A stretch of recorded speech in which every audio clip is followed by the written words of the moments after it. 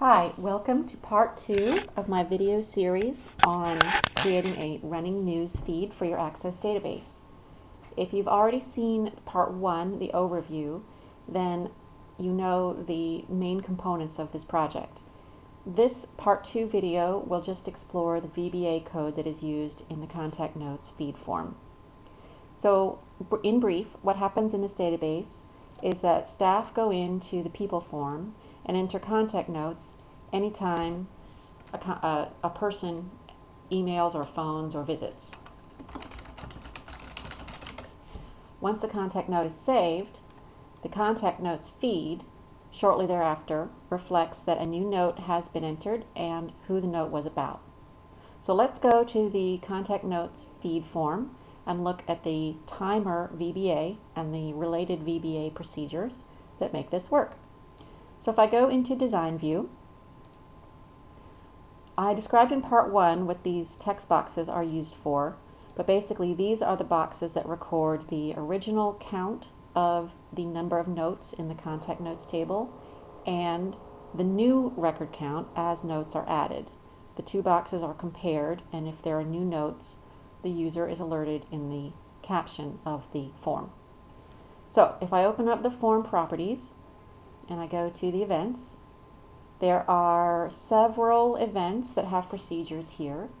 So let's explore a few of them.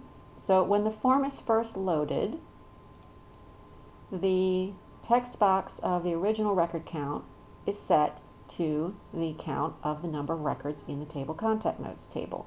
This is just a basic decount function in Access.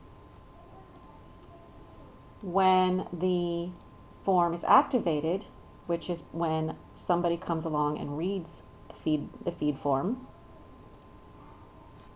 first it requeries so that it is showing all of the current notes, and then the original record count box is set back to the actual number of notes in the table, so that every time a person comes to read the notes, the original record count is updated to reflect the true record count. And when on the deactivate event, when a person is done reading the form and switches over to another form to continue their work, this is where the caption is reset to just say contact notes feed, which is the default label for the caption. The timer event is set to fire every 3,000 milliseconds, which is 3 seconds. You can change this to be any number of seconds. You could make it 1 second if you had a lot of notes coming in. You could make it 1 minute if you don't have very many notes and you don't want to burden the database with a lot of activity. So you could set it to whatever you think makes the most sense. The on-timer event is right here. And it basically, every 3 seconds, it asks the new record count text box to count up the number of notes in the contact notes table and requery the form so that it has the full list. And then it says if the new record count is greater than the original record count, then the caption should say new note and give the name of the person. So this is a nice little statement that I think people don't take advantage of much, in that it allows you to change the caption of the form based on whatever's happening. You can change it based on any number of things that you could fire on timers or anything. Like if there was a checkbox for an emergency alert and somebody checked the box for alert, you could have the new note say alert or something like that.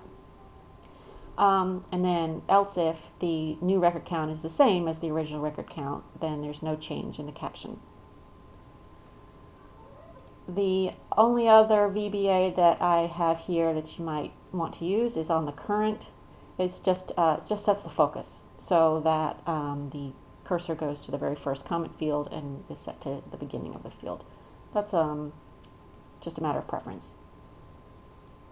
So that is all the VBA that runs the feed portion.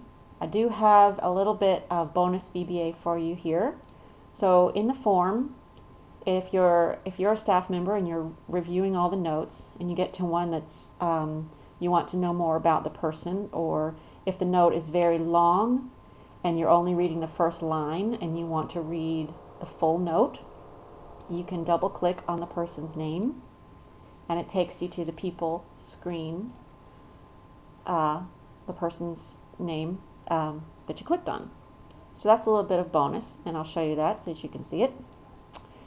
That is in the person field in the double click event, and it is right here, and it basically just is standard VBA for moving from one form to another based on a related field, usually the primary key field. So in this case, the primary key is person ID, and it says if the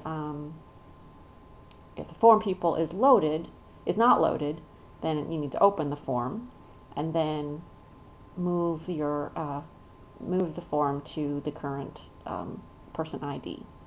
So you can use that little bit of VBA anywhere you like.